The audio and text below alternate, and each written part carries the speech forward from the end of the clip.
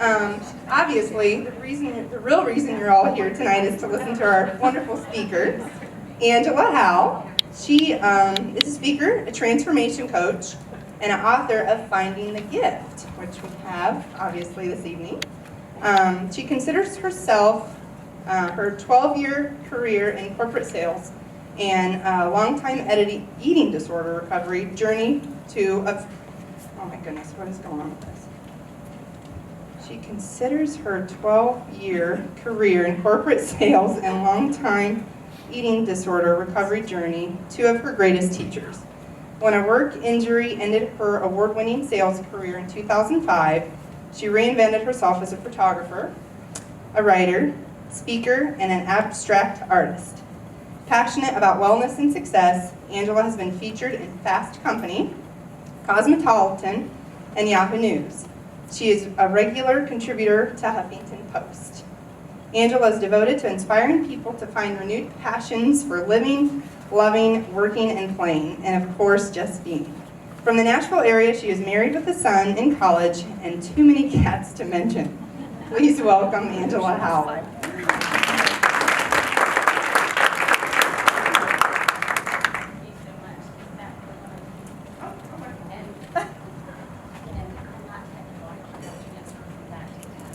But I'll do the polka dance while you guys. I forgot. They asked me what I wanted the bio to read, and I was feeling somewhat flippant, and I added the piece about the cats. So while we get that switched up, how many cat? Now I'm going to ask cat and dog, and this is going to get intense. How many cat people do we have in the room? How many cat people? I love it. I love it. The hands are going up. We're not even going to talk about the dogs. No, I'm sorry. Do we have some dog lovers? We have a few. It kind of looks like we're in the minority, cat people. We're going to have to work on these guys. So, yes. Well, I am so excited to be here. When I got the call and I found out what the objective was, I just knew we were made to be together. And it's been wonderful working with Kristen and with Brooke to really understand what your organization is about and what would be beneficial for you ladies to hear tonight. I have several different talks that I do. One of them is Courage to Birth Dreams, but I never do the same talk twice. And I don't know why I do it to myself, but I really try to listen to the heart of the organization. And I have somewhat wrestled with my presentation. And today on the plane, I changed it again. So if I seem like it's new, guess what? It's about 5 or 6 hours old, just the first part. But it just feels right now. So I'm so excited to talk with you about the Courage to Birth Dreams. And I'm going to start with a little bit of a story. Have any of you had the privilege of watching a baby family come together that for whatever reason they chose something around your house to build their nest? So this is actually on my front door arrangement, which is on my storm door, which is glass. I had a front row view to this whole thing, to the building of the nest, which we, discovered when it was already happening, to the next, to the eggs. And so I am going to kind of preface my talk with the story of the birds. And that's what got added on the airplane today. So if you like birds, does anyone like birds? Everybody likes birds except for cats, but we won't talk about that. That is a problem right now. Okay, so we have 5 wonderful eggs. We have a clean nest. The mama and daddy have worked so hard to make this awesome home for these baby birds. And then the babies are starting to hatch, and everyone is so excited. And then they grew. And all of a sudden, can you guys see? I'll just keep moving around, so maybe I'll stand over here.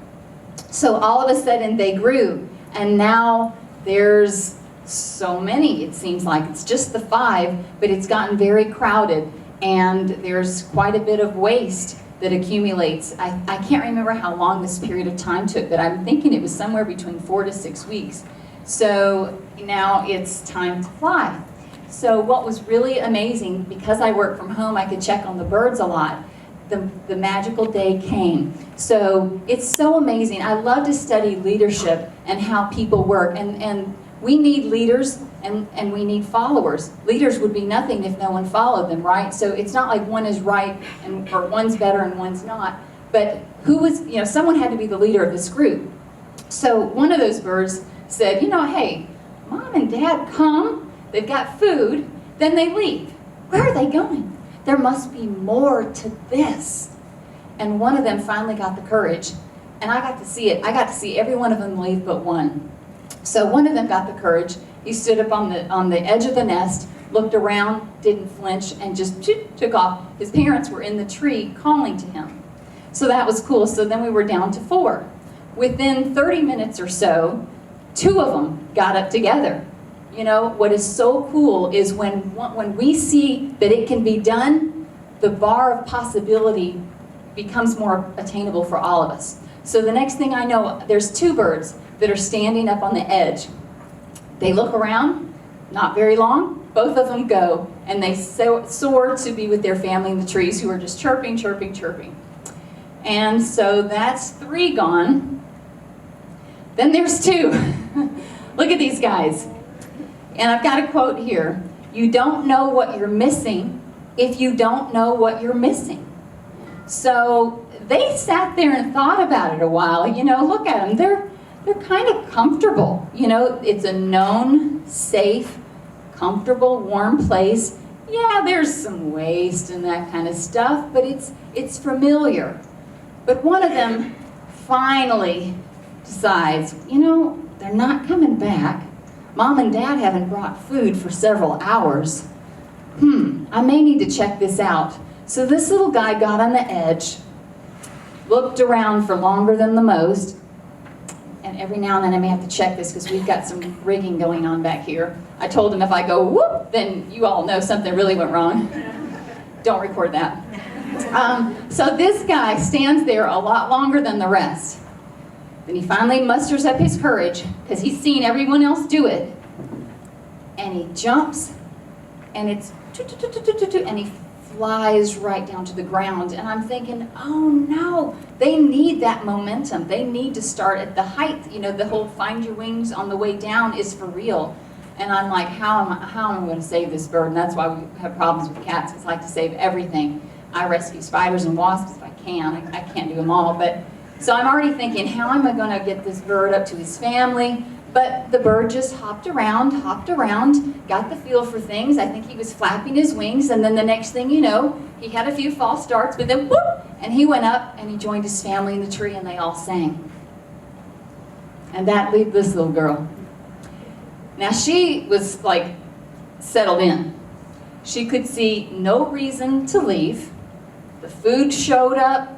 It was comfortable, it was safe, it was known. How could there be anything better than what it already was? That's as good as she ever knew. Sure, there was waste and it kind of stunk. There was that. But other than that, it was pretty good. And I've got on here, we will tolerate an extreme amount of discomfort. Of discomfort to stay comfortable. As I wrote that today, I'm like, that doesn't even make any sense. It's that we're choosing the way that we want to stay uncomfortable. Does that make sense to you guys? If it's known and familiar, that seems like a better way to stay uncomfortable than to actually take a risk, get on the edge, not knowing if it's going to work or not, and jump off the edge and kind of hope that it works out. The good news is she sat there for hours while her family sang and sang and sang and sang. You can do it, you can do it, everybody's done it. You're made for this, you're made for this. There's more out here. Come join us, come join us. I went up to work a little bit. I think it was painting that day. I came down, she left. I was so excited. So, that's not exactly how my story went, because I make up that family of birds left and lived happily ever after, singing from tree to tree to tree. So in my situation, I left I don't want to say smelly, I left the place that I was no longer happy, but was so comfortable. I left it once, And I was finding my wings, and I was, gaining ground, and then life happened. And I had a choice to make. I could either completely dive in to what I felt like was my authentic path, or what I knew was not my authentic path if I went back. But that comfort speaks loud, that comfort pulls, the security is it's seducing to take you back into what's known versus out into the unknown. And so in my life, I went back to the stinky nest and stayed there until a storm came along, a life storm, knocked the nest to the ground, me with it, and then I had to work my way like the other little bird to figure things out from the ground and really work my way back up into what is now my authentic life. So I will go in. Did you like my bird story? Okay, good. So you are here. How many of you are in exactly the place you intended to be when you were, say, 10 or 12 years old? Show of hands. What's wrong with you guys? I gotta admit, I'm not either. I'm not even close. We have a nice, diverse crowd of age. So I think some of you may get this next slide. When I was 13 years old, I wanted to be a solid gold dancer. I love those ones, especially the episode where they were all in the gold spandex. Man, those people could move, and I could feel it in me. But I never considered anything that I loved to do. When I was a teenager, I liked to write. I liked to dance like crazy. I liked to pretend to be a radio show host, and my brother and I would get fake mics or like the tape recorder or whatever, and we would introduce each other. And I just had a lot of creative energy in me. But unfortunately, there was a lot of other things in my life that weren't great. There was a lot of trauma, there was chaotic divorce, and there was extreme poverty. This next picture is a picture of my younger brother outside of the government-subsidized apartments that we lived in when I was a teenager. I am very familiar with welfare, with food stamps, with Christmas at the last minute donated by churches, and I knew that money seemed to be the source of all of our trouble. So the opposite I made up to be true. Money would solve everything. Has anyone else held that belief or at one time had it? Can relate to that? So, by a very early age, I had 3 goals in life. Get thin, I'll talk about that in a second. Get rich, and get love. So breaking those down, get thin. And I have so many pieces of my story. We could just talk all night, but I'll try to get to what we're really here to talk about. Get thin. I was raised in a family where, kind of a looking good family, where everything had to look good from the outside. My dad was a professional baseball player, my mom was a pretty teacher, and everybody was fascinated with physique and diet and that kind of stuff. And I somehow figured out that my worth was my body, and that was it. And so that became a huge goal, and at 13 I did start practicing anorexia and bulimia, and it grew into a 10-year battle of my life. I really expected to die. I started hospitalizations and stuff at 17 and didn't break free till about 24. So that is part of my history. Get rich. I've already sort of explained that I didn't care about my passions. I didn't care about anything except what could get me the most amount of money. My dad was in sales. He did pretty well, and he sort of groomed me.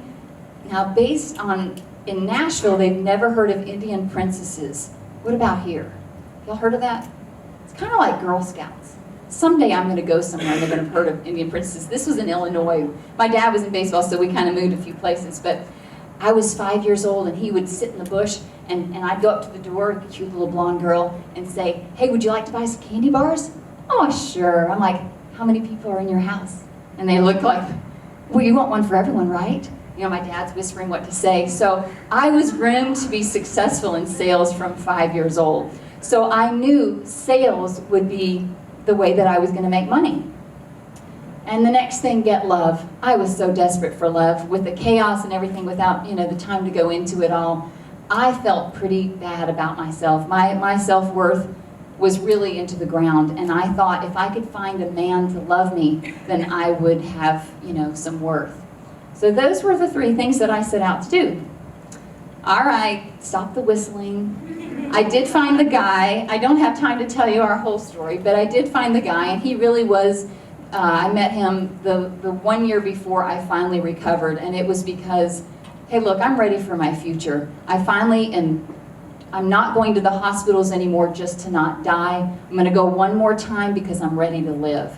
And, I was ready to just let go of that chapter of my life and move on, marry, and that sort of thing. So we were successful. He had a career, I had a career. We built our first home in our 20s. Everything looked great on the outside. In sales, I won every award that you could win. A lot of that was because that's the type of personality that I am, but a huge reason is because of how bad I felt about myself. I had to be number 1 over and over and over. I had to impress my boss, impress the people in the office. I mean, I got my worth. It shifted from body stuff to how many awards I could win, how many bonuses I could earn, how many trips I could take. And I filled up boxes and boxes and boxes of awards. We made money. I checked off all the 3 boxes, and yet I was not happy. I could not figure out why. I had what I said I thought I needed, and yet every day, more and more and more, I was plagued with this feeling that there was something missing, that working for money was empty. But the really bad thing was I had no idea what to do different. That was all I knew. All I knew was to keep my outer package as good as I could. I had a husband, and then be successful in work. I didn't know how else to feel better. When you got foundation issues, you're going to have trouble. I brought foundation issues to our marriage. My husband brought some foundation issues to our marriage, and unfortunately, after 7 years, it collapsed. I became my worst nightmare. Because of the divorce and everything that I went through, I became a single mom of a 2-year-old, and I had sworn that I would never divorce, that I would never put a kid through what I went through. And the failure of that was huge. So what did I do? I worked harder. I had to do everything in my power to try to redeem that failure. But mentally, I felt like I was damaged goods. I am a divorcee with a 2-year-old. I mean, I'm just a loser. It didn't matter how much money, it didn't matter how many awards. In my mind, I'm a big loser now. I did exactly what my parents did. And so that's kind of how I went on. I didn't look at men for a couple of years. Nothing against the few that we have in here. I just was so broken. I knew that my husband was he was the man for me. And when that ended, I just was done. Threw myself into work, threw myself into being as good of a mom as I can, with shared custody. And then along comes a guy that, transferred in with my job, and he was nice, and I ended up marrying just because it seemed like the next best thing to do. Shortly into that marriage, 9/11 happened. 9/11 rocked my world, not only in the sense that it rocked our country's world, but it woke me up because my son was 5. Here's my day. Wake up, honey, hurry up, eat your food, hurry, get your stuff, go get ready, go get dressed, hurry, come on. I'm checking my computer, I'm checking my phone, I'm doing everything, out the door, on the phone. Yeah, honey, hold on a minute, mommy's on the phone, hold on, mommy's on the phone. What, honey, hold on, mommy's on the phone.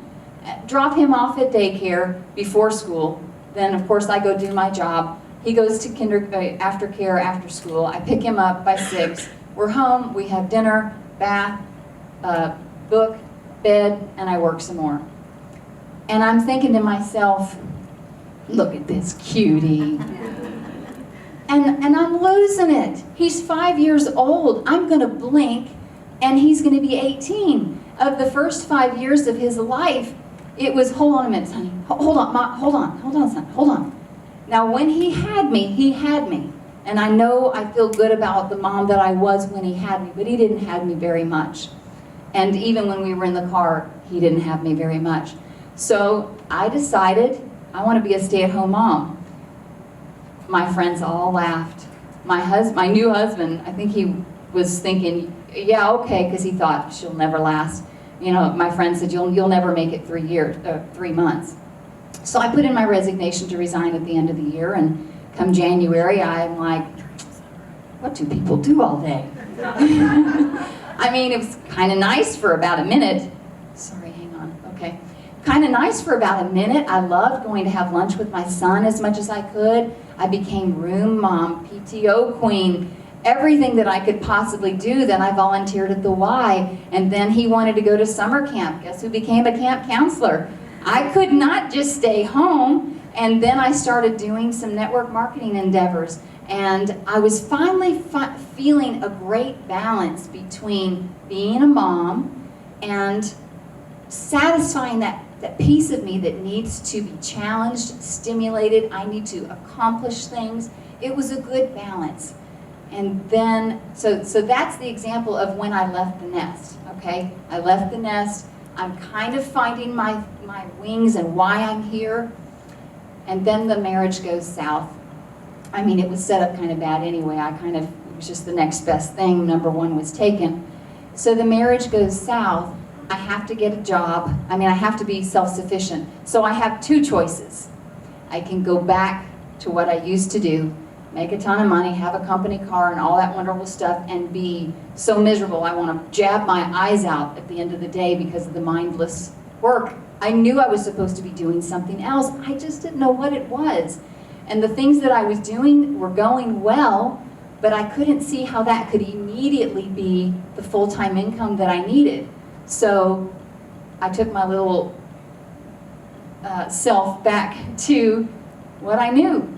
And in my industry, we called it the golden handcuffs, because so many of us were so miserable. I won't bash the industry. It was a great job for a long time, and then just dynamics shifted, and it just became not a fun job. So I get back into my new job, and the marriage is over. Incidentally, there's gifts in everything. Did y'all know that? Even in the hard stuff, there's gifts. I did not expect what happened next. I got my family back. My husband, my first husband, married in the middle to another disaster. We separated within 4 days of each other. Totally unrelated chaos. There was nothing going on, I can promise you that. But when they were clearly over, we'd always shared custody. We'd always continued to love each other. Our families loved each other. And we made a decision to try it again. So in that sense, it was the best of times. On another level, it was the worst of times. I took a job in the same industry, but I had a different territory. I had rural versus urban, and without really going into it, there was a whole lot more physical requirements in this position than what I had before. I had to go to training for a couple of months, and when I was in the field, within 3 months, my body started to break down. I had neck pain, shoulder pain, loss of sensation in my arms to my fingers, cheek numbness, and temporary vision. I might be in an office and then all of a sudden lose my sight, and I'm like, can you help me get to your break room so I can sit there till I can see again, so I can drive myself home? It was horrible.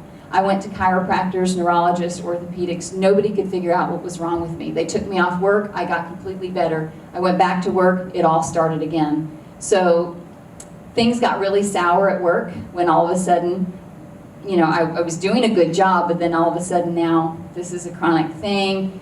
And it just became one of those environments where I needed to just kind of keep my mouth shut if I wanted to keep my job.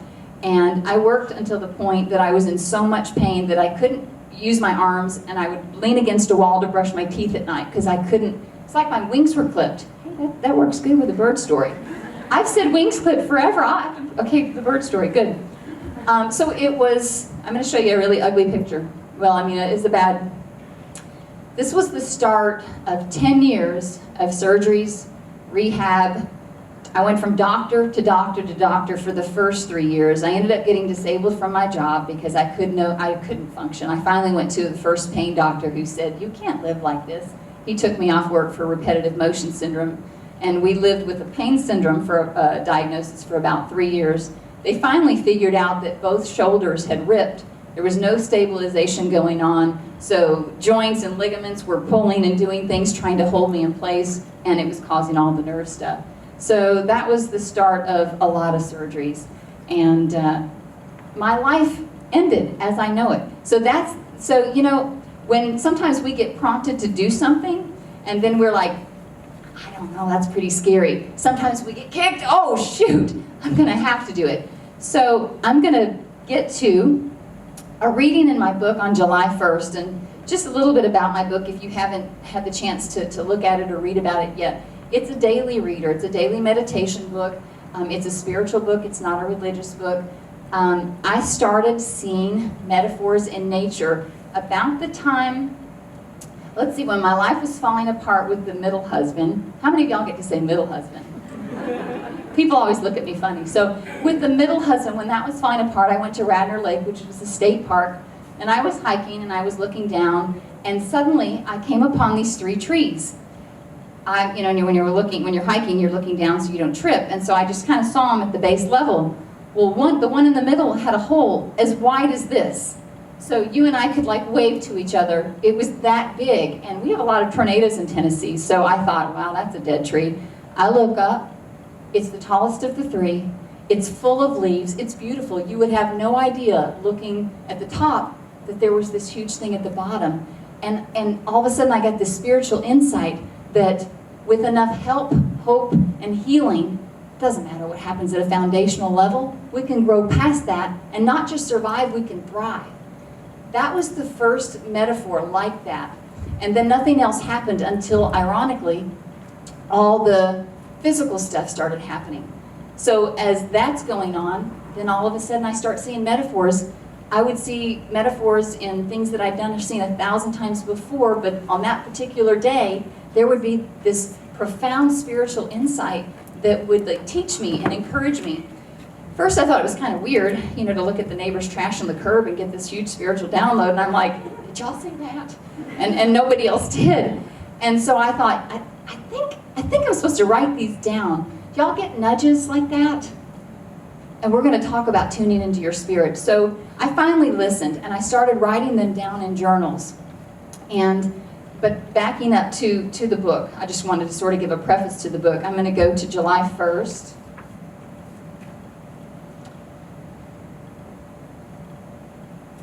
And tell you what I did, because you may be in a position, I don't know where you are in your careers, but I truly was clueless with what I wanted to do next. So let me just read this. Okay, it starts off with a quote. Choose a job you love and you will never have to work a day in your life. It's by Confucius. Have most of you heard that quote? I love that quote. I didn't believe in that quote. I thought that quote was just ridiculous. You know, I thought you have to do something you hate to get paid well. But Confucius didn't say it like that. So I'm going to skip kind of the first part. Come at this from a grassroots level of, you know, going back to what makes me happy. I'm going to get into how some other ways that you can approach doing that. So what was on my list, however, of skills, likes, and possibilities was not at all what happened next. And that's the most amazing thing of my journey. Everything that happened was an accident. And I'm going to share a little bit about how those things unfold, but I really want to stress they weren't really accidents. I was open and I was looking. I was asking questions. Before, it was either complaining or just autopilot. Every day we do this, every day we do this. It's just the same old day. We just change clothes and necklaces and earrings. Not the guys, sorry. But, well, okay, yeah, sorry, yes, okay, I crossed that out. So, go back to that one. This one. So I started photography accidentally. So I'm in the midst of going to all these doctors and going from doctor to doctor to doctor, trying to find somebody who could figure out what was wrong with me. And in physical therapy, I had a lot of time on my hands and I was bored. I had a musician friend, you know, I live in Nashville, so that's pretty much all your friends.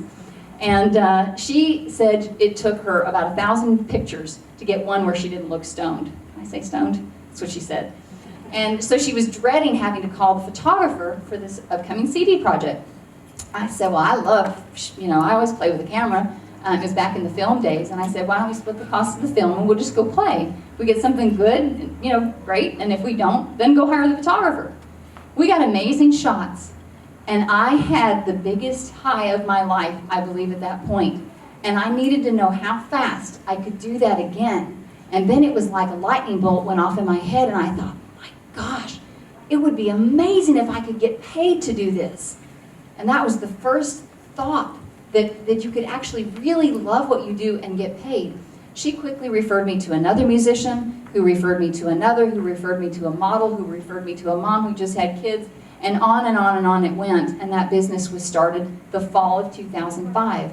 I started writing down the metaphors in the spring of 2005. That was the year my life was falling apart. This huge chapter was over. I didn't know it at the time, but I became an author that year. It just took a few years to actually manifest. I became a photographer that year, even though I couldn't say the words for at least a year. I remember I decided to take Photoshop classes, and they asked, who in here is a professional photographer? And I'm like, she's like, it's a simple question. Do you get paid for what you do? I'm like, a little. She goes, stop that. Say I'm a photographer. I don't know why I was so afraid to own something that sounded like, well, it just didn't sound like a big deal to me. So that was one of the things. In writing Finding the Gift, it was 10 years in the making. 8 years of that was writing. I'm going to talk a little bit more about the process when we get to some of the other points. Almost 2 years of dictating it into Word, which is what that picture is, and a ton of procrastination. There were years that went by that I didn't do anything. And then when I finally got enough motivation to have all this go into a book, I hired an editor, an illustrator, and a graphic designer all in the same day, and we had a book in 6 weeks, which is insane. The point is, I didn't intend to do that either. I mean, I did like to write, but I didn't foresee writing a book. So a couple of points. I mean, that was just like amazing, surreal. Take the first step and surrender the outcome. Now, is it a coincidence that in January of the year my book was published, I got a coach? And then in September, I have a book that's published. Do you think that's any coincidence at all? I don't know if any of you have ever used a coach or used an accountability partner, maybe someone that you're working towards the same thing and you hold each other accountable. So I procrastinated like crazy. I felt like dictating all of these entries, it took a long time. It took me about 10 minutes to dictate every entry into Word. I used a software called Dragon, and some of the things that Dragon would come up with, kind of like Siri does now, some of that I didn't catch, and I'd send to the editor, and she's like, I don't think you should have a reference to this. I'm like, oh! So anyway, it was quite a process, but my coach had to keep helping me. Can you commit to doing 3 entries today? Could you commit to doing 5 minutes of dictation today? And I can't thank her enough for helping me stay accountable to what I want to happen. Another point that I want to make in the book process, I'm so sorry I'm dancing in front of you guys, but I heard everybody. So ask, because sometimes they say yes, and I'm going to talk about this a little bit later as well. You know what? And nothing is lost. My years of cold calling and sales, though that was over, the experience was still in me. And so I marched my little self into a very prestigious bookstore in Nashville. It's co-owned by Ann Patchett, who is a huge New York Times best-selling author, so it's kind of a big deal, her store is. I went in and I'm like, may I speak to the inventory manager, please? I hope that was what they called him. And they're like, oh yeah, sure. Oh my gosh. So he comes out, he's a young guy, and he's like, hi, how can I help you? I'm like, I'm a local author and I have a new book, and I was wondering if you'd be interested in putting some on your shelves. And he said, sure. He said, yes. And he said, I'll take 3. And he said, we like to support local authors, and if they don't sell, we just give them to the library. And I'm like, okay, that's fine. Thank you so much. And I mean, I was going out, I was so happy. He took 3, put them on the book, had me sign them, put the little stamp on there that they use, an autographed little stamp. I got a call, that was like a Thursday or Friday. I got a call the next Tuesday. He said, I guess I haven't been paying attention. We've sold out of your book. Could you bring me about 10 or 12 more? So my point is, I ended up asking probably 7 retailers in the local area if they would stock my book. I only had one who didn't say no on the spot, but I got her when I went back 2 weeks later and I said, yeah, Parnassus sold out in 2 or 3 days. She's like, oh yeah, okay, I'll take some. The point is, if I hadn't been willing to ask and put myself out there, those books would still be sitting in the garage and I wouldn't be talking to you today. So we're going to talk about 3 steps to find the courage to birth your dreams. Some of you may be in a place where I was, where you're in a job that you're not very happy with, but you just don't really know what to do next, or maybe you do, but you don't quite yet have the courage to do it. Some of you may want to start a side venture. Maybe you want a serious relationship. You want a bucket list trip, but you just can't quite get the nerve up, or you don't know where you're going to get the money. Maybe you want a way to start doing some service work and giving back to the community. Or maybe you want a hobby to start. I'm going to talk a little bit in a minute about a hobby that I wanted to start for about 20 years. In some way or another, you probably want more life in your life. Would y'all agree with that? Awesome. Maybe a few more of you would agree with that? Is there anybody who has the life they want? No, seriously, some of you might, and I applaud you. It just didn't come that easy for me. I had to kind of go to the hard way around. So step 1, tune into your spirit. When I say spirit, some people freak out. They immediately think that I'm talking about religion. I am not talking about religion. By spirit, by my own definition, at least in the context of my book and in this room, your spirit is the piece inside you that makes you, you, and me, me.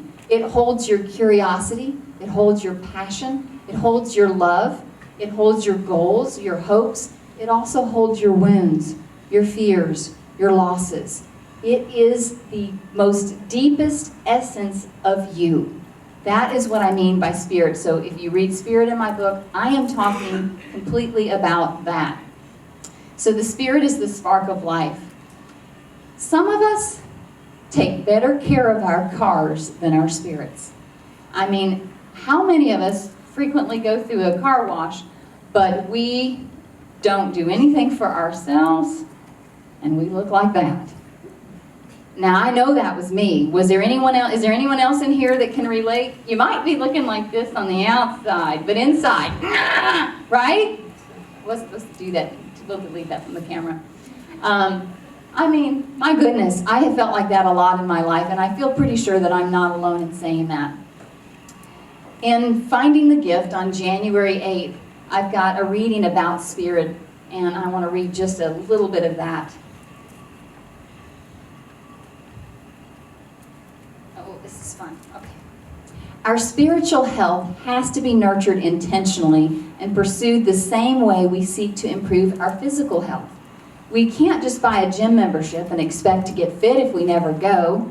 We can't benefit from a journal that remains empty or books that go unread. We can't run 90 miles per hour all day, every day, with no quiet time and wonder why we feel so frazzled and out of touch with ourselves, and as a result, with our other close relationships as well. Some of us may have neglected our spiritual selves for so long, we're not really even sure how to access that part of us. There's some more in there, and actually, this is what comes next. These are some of my favorite ways to connect with my spirit. Walk in nature. Nature, if you are a fan of nature, there's so much in my book about nature, because nature is just so restorative, in my opinion. I mean, I can be having the craziest day and just stepping outside and taking a deep breath, there's just something about it. So a walk in nature is great. I've got a reading in my book, though, that sometimes if you're really mad, you're going to have to hike. Just saying. Thank you for the few laughs.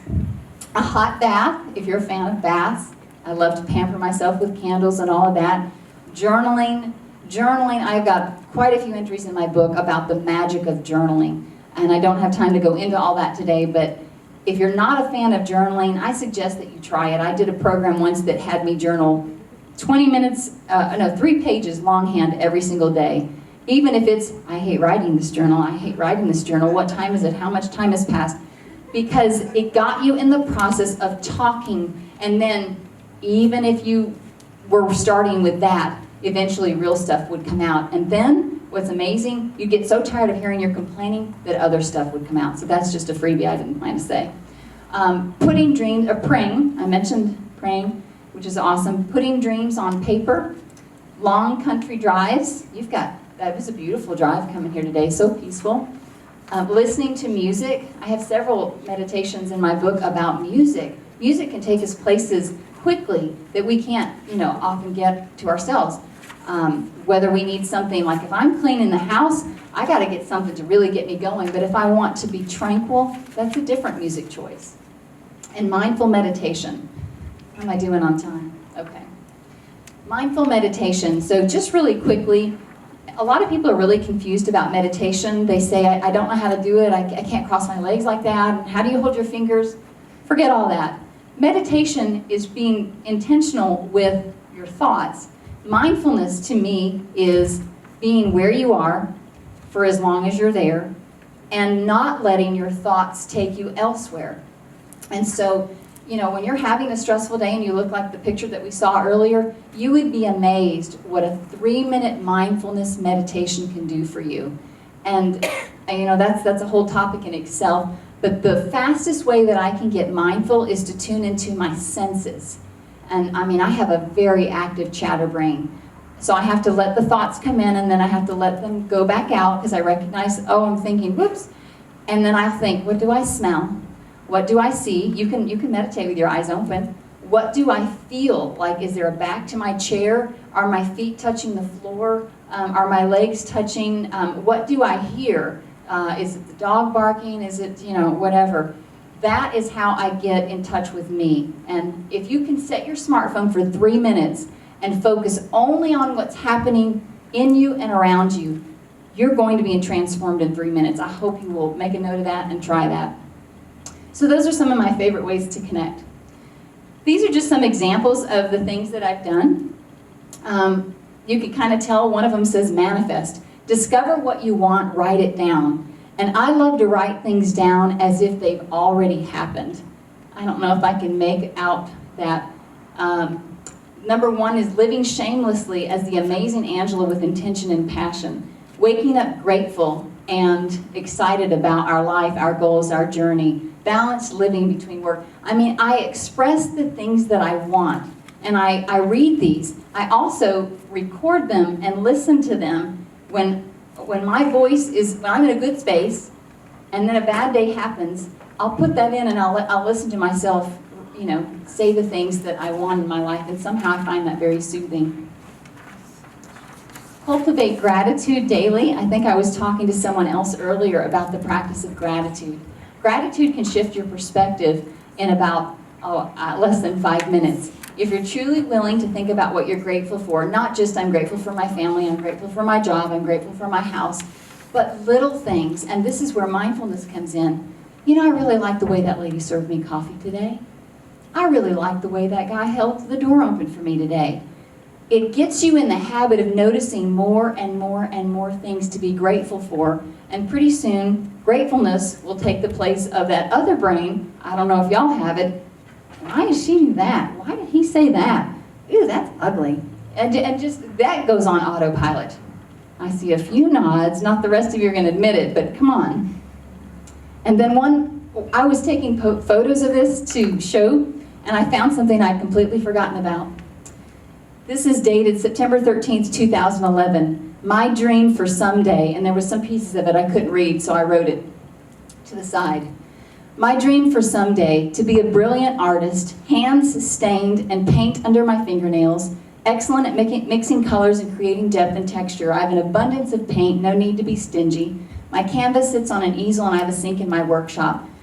I say a few more things. I love warm colors. I have a smock stained in all my favorite colors. My works are used in large corporate spaces and residential spaces. I got a story about me and paint. My mom was an artist. She could draw like nobody's business. I cannot draw a stick figure. Therefore, I concluded I did not get her artistic gene. So although there was something in me that wanted to do art, I didn't have a name I hadn't seen what it is I wanted to do. I moved recently and I found a book that was dated around the time I would have been in my early 20s. I don't even remember this book, but it was a how to paint kind of book. So for the last 20 years, I've been buying paint, brushes, and canvas, and not letting myself paint. Are y'all ever mean to yourselves like that? Because guess what that brain chatter said? You don't even know what you're doing. You don't know how to do that. No, what's the point? That's a waste of time. It's a waste of money. Well, you just wasted more money because you're not going to do anything with that. And I would not let myself paint. I have a yes. I have someone willing. Anyone else can relate to anything like that? I'm just mean to myself sometimes. So, 3 years ago, I gave myself permission to take a lesson. I took a lesson from a lady who does realist type stuff. And she's a friend, and I'm like, well, that's not what I want to do. I want a lot of color, and I want a lot of texture, and I just want a mess, but I want a beautiful mess. And I did my first one, and she's like, I don't know how to help you. I don't know how to critique this, but I do know someone who can. And she referred me to this lovely 82-year-old spitfire of a woman who became my mentor in painting. I've got something to show you.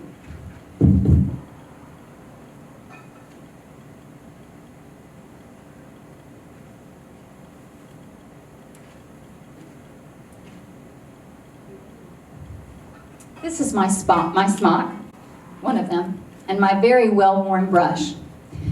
I accidentally became an abstract painter, and let me tell you how. It's good. Take that out of video. So, get this. I have my book launch coming up. I'm starting to paint. I'm kind of liking what I'm doing. I'm a novice. I mean, my mentor is being nice sometimes. She's like, just stop that one. That's probably as good as that one's going to get, and let's just start a new one. But there was one that was pretty good, and there was another that was pretty good, and I love the colors. I feel really bad about doing that.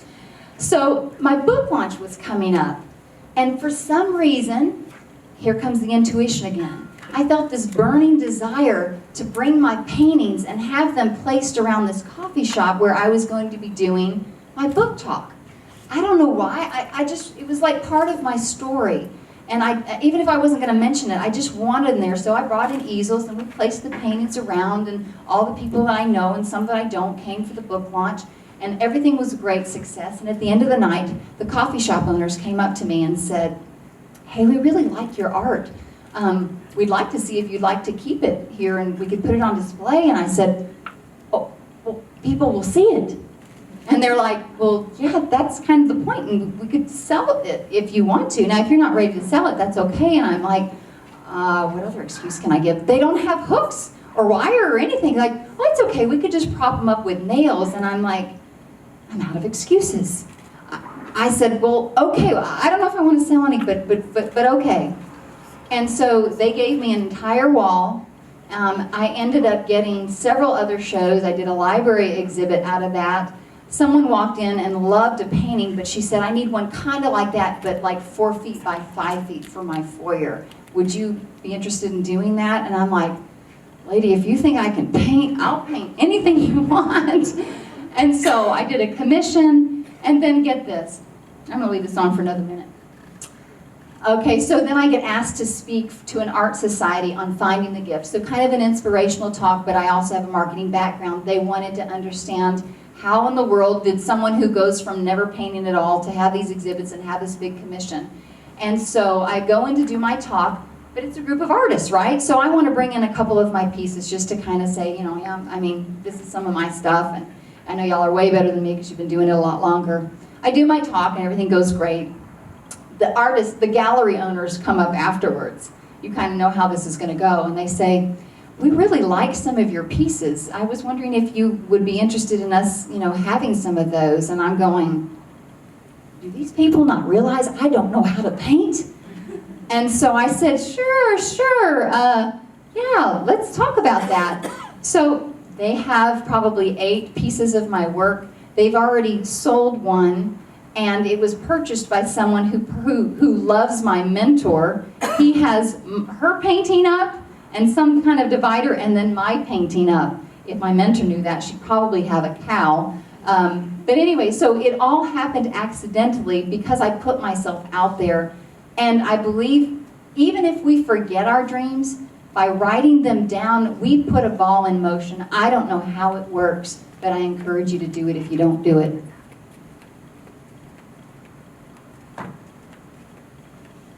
Oh, I forgot to show the picture.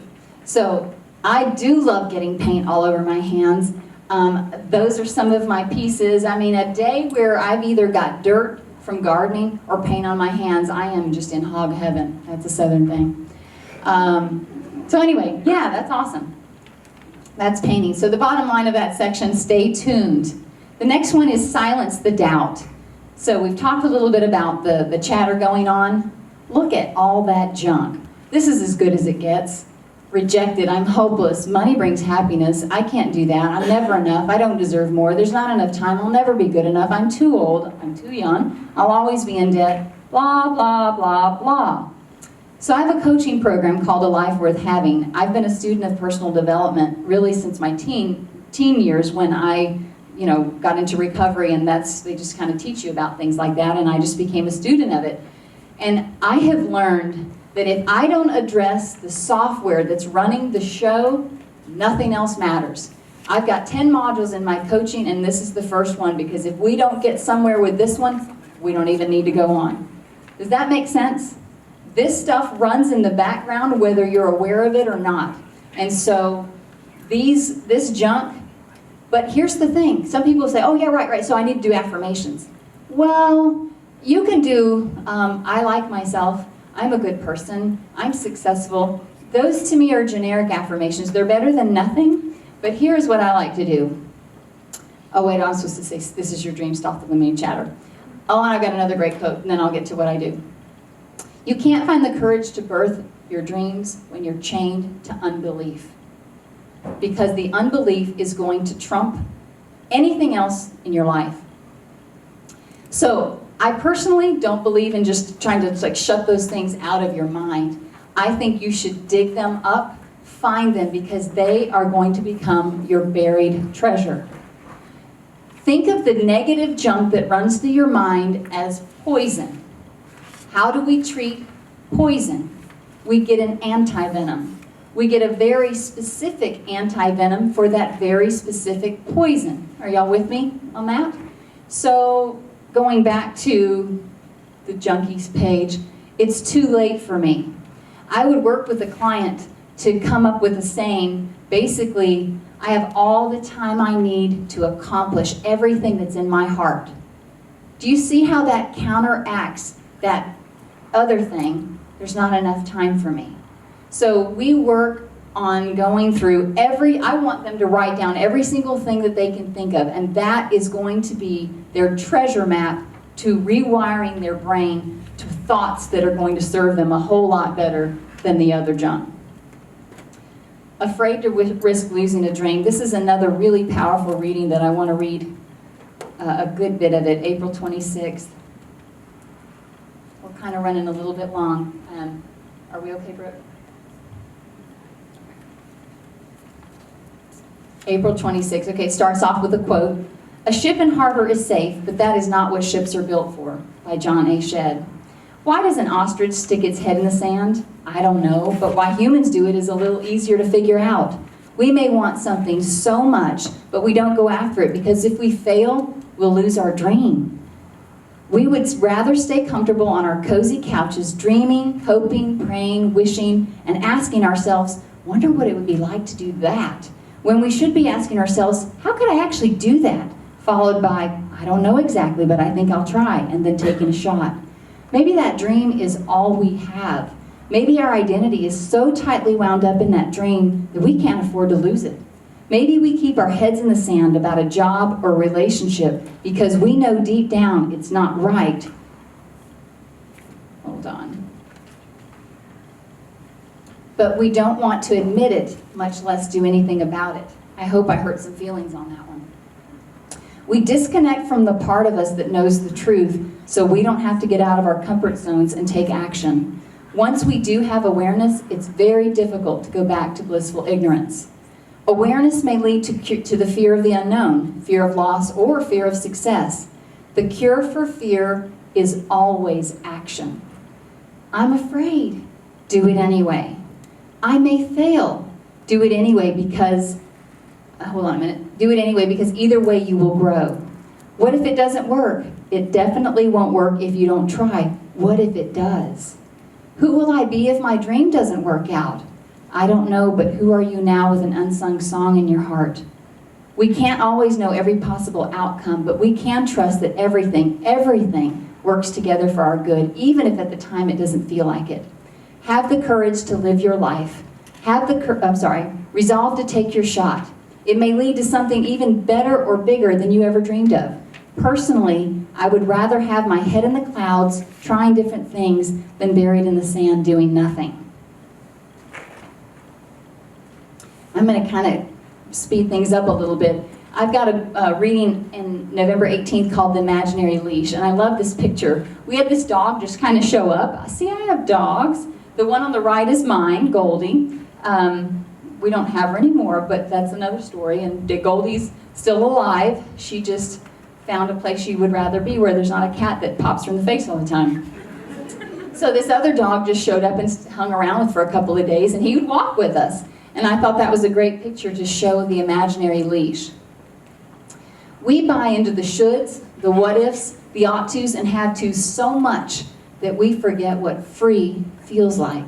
And there's a whole story in there where I would take Goldie to an undeveloped cul-de-sac in my neighborhood. There were no houses, and so I would let her off the leash. And usually she'd run crazy and just, we all need to be unleashed sometimes. And so I would let her go, and on this particular day I let her go, and we're walking, and she's just walking beside me. I'm like, Goldie, you're off the leash. She's just walking because she doesn't understand English. And so I finally step away from her, and she's just like, oh! And then she's running. And so when you get it, if you ended up with the book or whatever, it's just a great reading to challenge you to think about the boxes that you've put yourselves in and realize the leash has been imaginary all along. All right, the third step is just start. And I've got one in January 3rd, goals or wishes, and I mainly just want to say without action, let me say it right, our best goals remain wishes. Okay, so I'm writing this stuff, the metaphors are coming, and some days I do, some days I don't. Some months I do, some months I don't. Some years I do, some years I don't. You're kind of getting the picture. But in my mind, this has been going on for about 6 years. I'm thinking, I bet I'm almost through. So one day, I believe it was around January 2012, I thought, I'm going to count how many I have. I bet I got a lot. 55? I've been working on this for 6 years. That's 6 times 365. That's a whole lot of days. Where's the rest of them? It just felt like I was working on it, but I wasn't. And I had no plan of action to actually hold me accountable to finishing. So I decided right then and there that, well, this year has 365 days in it. I only need, don't make me do the math, but anyway, I only need 300 and something more, and I can just do one a day. Well, life still happened. But the plan was in action, and my goal became a goal instead of just a wish. Listen to audio, listen to podcasts, go for walks. I did a recovering creativity kind of thing, and it said take yourself on an outing and just let your minds get input. We're doing, but take some stuff in to give your brain and your creative center something to think about. Explore envy. This is an entire module in my coaching program, so I can't really give it justice. But when I'm helping people trying to excavate what it is they may want to do, I ask them, is there anyone in your life that you're kind of jealous of? And I have a recent coaching client that said, I couldn't do this exercise. I mean, you're not supposed to be jealous. Envy's a sin. I said, I get that. That's what some of us are taught. But in this way, think about somebody who has what you want. And I gave her this exercise. I always wanted to learn to play piano. Well, we were poor. We couldn't afford a piano, much less lessons. My son has a piano. He's been taking lessons, for a very long time. Here I have a piano right under my nose, and I wrote down on the first time I did something like this, I'm jealous of my son because he's young and he's getting to play piano. I couldn't fix the young part. I couldn't get those years back. But the point of the exercise is there some way I can feed that part of myself that's envious and wishes I had? that, whatever it is. I gave myself a treat, and I took lessons for about a year or two. I wish I had continued, I didn't, but it was great at the time. So the point is, think about anybody that you may envy. Again, this is an uncovering process, a discovery process. That just may be a tool for you. Alternate dream lives, again, that's a whole nother module that it's hard to just kind of go in just a couple of minutes. But if I removed everything from your life, if I took away every obstacle, every circumstance, if I just plucked you up, put you up here and said, you have no age limitations, no money limitations, no family limitations to hold you back, no geography limitations to hold you back. I want you to identify 5 dream lives. Then think about, again, what is it in that you possibly could incorporate into your daily life? Now, I wanted to be a solid gold dancer. Okay, so that's probably, I love how y'all laugh. Everybody laughs at that. Did anyone else want to be a solid gold dancer? 1. Thank you. I can't probably, the show's gone, but, and Britney Spears probably doesn't need Justin Timberlake doesn't probably need me. But how can I nurture that part of me that just loves to express through dancing? There's plenty of ways. I can take dance lessons, salsa, ballroom dancing, whatever. So are you getting the point? Find ways that you can nurture that piece of you that is saying, hey, what about me? Write about what feels good. And I'm going to talk, I can hit that at the bottom one. Keep a gratitude journal. Gratitude just opens your spirit up. It's just like the dream thing. I don't know how it works, but it just gets your spirit flowing and you start noticing things that you like and maybe things that you want to do. Create a vision board. Does anyone in here even know what that is, or have they done that? Show of hands, we got a couple of people. Okay, quite a few people, good. You know, vision boards are awesome. When you get magazines and you cut out pictures and words, don't be a censor. Don't judge. I don't know why I like that. If there's something in you that says you like it, cut it out. I like to lay my pictures and my words out, and I like to think of it as a puzzle. What goes together? Do these pictures kind of go together? Does this word want to be on this picture? I let it tell me how it wants to even show up on the poster board. And then I look at it, and I live with it, and I see what comes of it. I've done vision boards since 1999, and I can show you board after board after board of things that manifested in my life, and it's nuts. And in fact, in 1999, I was divorced from the love of my life, and I had this picture of a mom, a dad, holding up a son on the beach. I'm just saying. Okay, study role models. They could be famous people, they could be people in your everyday walk of life. Think about what you admire about them. Again, remember, this is just discovering. You're looking for clues about you by studying these other things. And pursue the feelings you want and let the facts follow. Maybe you don't really know the what, but you know how you want it to make you feel. You need more joy. You need more stimulation. You need more movement. Do you see what I'm saying? Think about how it's going to make you feel, and then maybe that will backtrack. Well, what can I do, or what do I do that I can do more of that makes me feel that way? So that's the list for those of you like me that were completely clueless as to what to change, but you knew something needed to be different. This list is for the people who have a goal, but they're very overwhelmed, and that's when I can't stress bite-sized enough. Again, it's always going to start with feed your mind daily. If you do not feed this, don't expect anything to come out that's new or different. You've got to grow here to grow out here. Maybe you can commit to making one phone call. Have you ever noticed you need to make a phone call and you don't do it, and a week goes by and you don't do it, and the task becomes harder and harder and harder, and then you finally you do it and you're like, why did I wait so long? It's really not that hard, but we put it off. 5 minutes. I can do almost anything for 5 minutes. So commit to do, commit and do 5 minutes of whatever it is. Imagine what else would be true. This is kind of like the feelings thing, but again, with my coach, a recent coaching client, she wants to do less real estate. She's just really feeling like she wants to do some other things to serve people and explore who she thinks she was, what she was put here to do. But she can't quite pick one. And so I asked her to write about 2 years from now, if she did choose one of those, what would her life look like? What time would she wake up? How many hours a week would she work? What would she feel like at the end of the day? What would her bank account look like? Would her kids act any different? How might she interact with her husband if she takes away the stress? So you see what I mean? We're kind of working around what else would be true if this thing happened. And then you can start doing some of those things, and ironically, usually those feed up into the big goal. Start researching. Act as if. It's kind of the same thing. You're acting as if it already happened. Ask for help. I'm going to talk in a second. I'm going to give you a personal example of the big ask. You've got to be really careful how you say that. Make sure you... Big ask. Journal about your resistance. My coach is so great about, I ask her to hold me accountable for something, but then she says, but don't beat yourself up if you don't do it.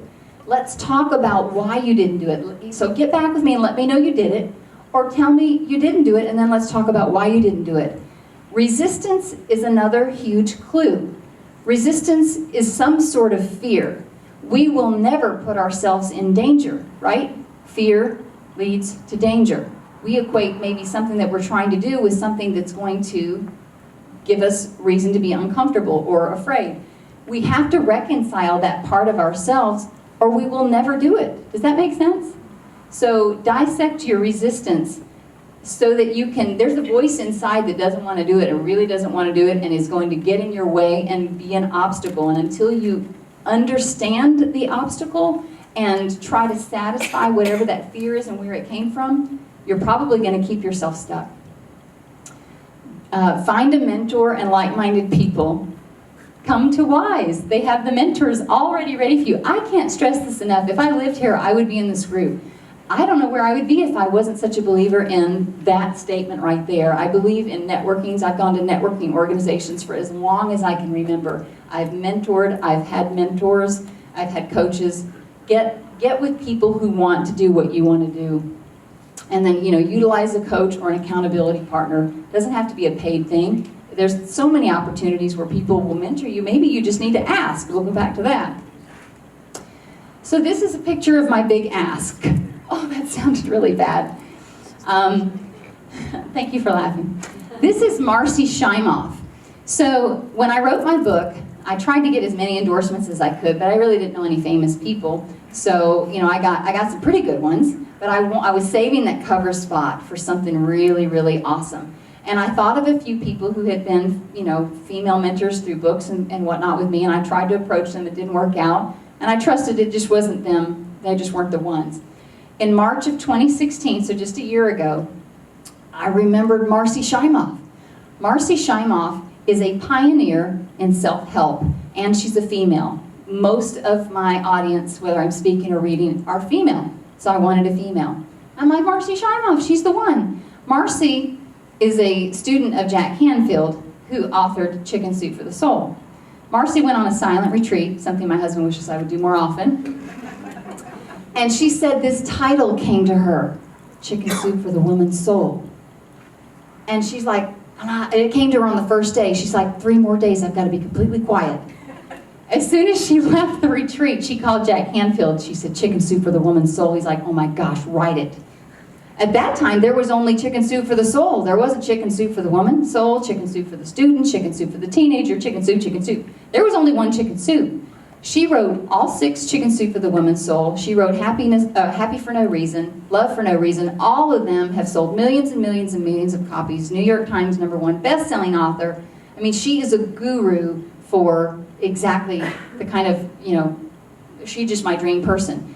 In May of 2016, I went to Chicago to a book expo. And this thing was so overwhelming, I really didn't know what to do every day. You just kind of float. There's so many different things that you can do that I really didn't do anything intentionally. I just sort of ended up in this classroom or ended up listening to the speaker. So the last night, I thought, I'm just tired, I'm missing stuff. So I'm going to go through the whole agenda of all the different things I could do tomorrow. I'm going to pick the ones I really want to do. Guess whose name was on the list? Marcy Shimoff. Marcy was at she was in Chicago with me, not really with me, but she was there to market her coloring book, Mindfulness Coloring Book. I was the first one in line. She was so sweet. And I went up to her and I said, thank you, I love your book, I'll take it, whatever.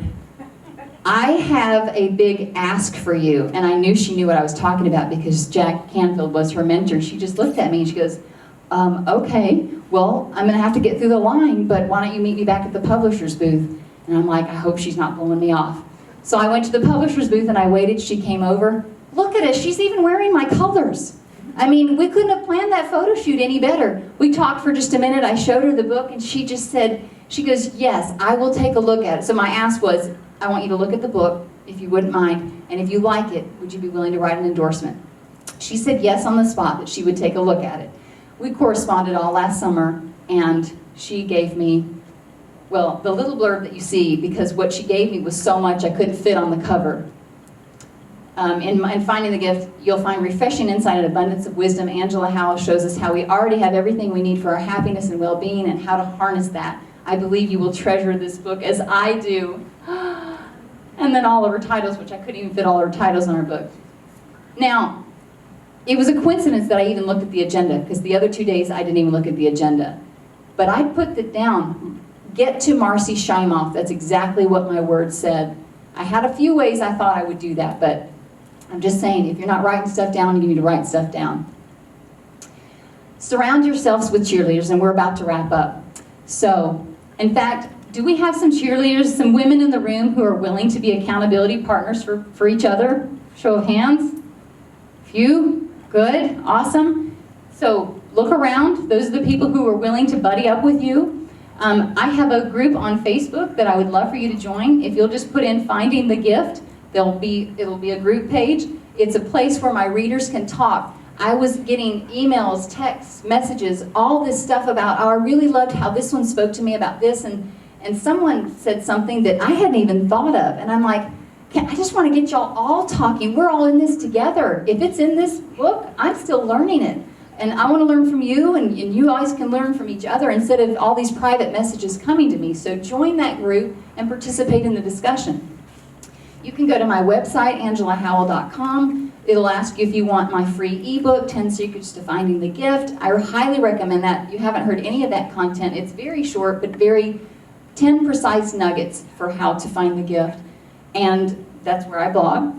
And I suggest you read, if not my book, get some daily reader, some little nugget of truth to make you think, to challenge you. Because sometimes we get stuck and we don't want to be challenged off our comfort spots. And then I do have limited spots for working with people directly, very limited, but I do have some of that available if you wanted to work with me directly. You don't have to do this alone, but you do have to just start. So, at the very bottom of your pile, I believe it was, there's speaker evaluations, and I apologize that I went a little bit long.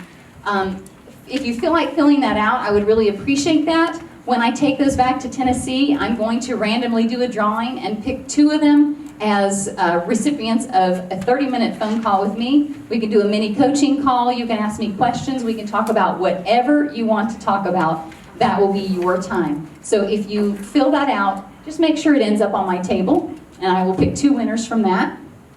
Okay, we got a birthday winner. So you've been seeing me read out of this book. This book has only been used in preparation for my WISE talk. I got one more thing I got to read out of here, and then I'm going to give this book away to the person who has a birthday closest to mine. My birthday is September 6th. Is there anyone who has September 6th? Who is 1 day away from September 6th? In either direction. 5 days away. 12 days away. Okay, let's see. Y'all can maybe do some hard math. Who is 30 days away from September 6th? Raise your hand high. 1, 2, 3, 4. Is that it? Seeing everybody? All right, so y'all help me do the math. What's your birthday? August 19th. So how many days is that? Brooke, you're the president. All right, y'all be doing the math. August 19th, and then we got one. That's less than 30 days. October 5th. So that's, this one's closer. And then, oh, sorry. August 20th. Okay, no, there was one more. It was me, but I'm the 15th, so she said. You're August 15th? Yeah. Okay, I got one more thing, and then come see me afterwards, and this book is yours. And what's your name? Isa. Okay, awesome. Isn't that fun? I had someone that actually got my book, and it says basically like a happy birthday kind of thing, and she's like, you said happy birthday to me. And she realized she had the same birthday, and I thought I never realized that might happen, but it did. So, tune into your spirit, silence the doubt, just start. December 31st, if you get the book, you've got to just jump straight to this book. It's a longer thing, I'm not going to read it all, but live a story worth telling. It is never too late to create a better story. The measure of our success isn't defined by an outward manifestation that everyone else can see. We can know we're living our dreams when we feel an inward sense of peace and fulfillment, walking in passion and authentic alignment every day, using our unique gifts, whatever those may be. Y'all get it? It's not out here. The feeling of success and success is what we feel in here. The right question is everything. Stop asking, what if I fail, and start asking, how can I succeed? This is my son. Hendersonville is like all around the lake. And I just thought that looks so rickety, and it represents kind of really going out there. And even though it's a little bit scary, and I love this quote, there is no passion to be found playing small and settling for a life that is less than the one you are capable of living. Nelson Mandela. So even if it looks scary, take the next step. Let go. Life has a way of working out. Quit worrying and waiting and make a big splash. So remember the 3 trees that I told you about at the beginning, the one you and I were going to wave through? I want to read you a poem, and I'm not really a poet. But this poem came out of me at the park. I sat down, I always hike, and I carry my journal in case I want to write. And this poem came out of me, and it's at the front of the book. And I'm wrapping up with this. A lesson from trees. All kinds of trees. Living ones, dead ones, new ones, old ones. On the rise, old and wise. New and eager, barely breathing. Fragile, strong, healthy. Wasted, flourishing, fallen. How is their fate determined? What chances did they take? What lessons could they tell? What mistakes did they make? Easy to predict the future of some trees. Strong foundation, steady nourishment, support from balanced roots. Thankful for their beginning, yet instinctively they knew. Roots must continue to grow if they are to stand strong on their own. With arms lifted high and roots running deep, in gratitude, more gratitude, ever growing right on through. 2 other trees more complex than these. One with a strong foundation, broad trunk, grew tall and bold. Why then, when nature called, did this one topple and fold? Self-will, self-reliance, rotted roots never intertwined with others. Pride alone left nothing to hold in times of trials and troubles. Now on his belly, all that remains is firewood. And yet another tree, different but not unlike many. Foundation fatally flawed. How could she possibly evolve? Gaping hole clean through the base of her trunk. Nothing there but air, full of emptiness and stairs. One more good blow and she would surely fall. Not at all. How then did this tree grow beautiful and tall? She wanted to. She decided to. She was born to. She acknowledged the hole and then looked skyward. Slowly, steadily, she used what she had and joined her roots with others. She stretched and grew tall and encouraged all to follow. You will never know about the hole unless you look up close. From the sky, she looks the same. Her maker knows her name. Those who can see all of her delight in growing strong with her. Gratitude, peace, endurance, truth, hope, care. With healing and self-love, she now has fruit to share. Thank you so much for being such a great audience. I'm so glad I got to be with you tonight. Thank you.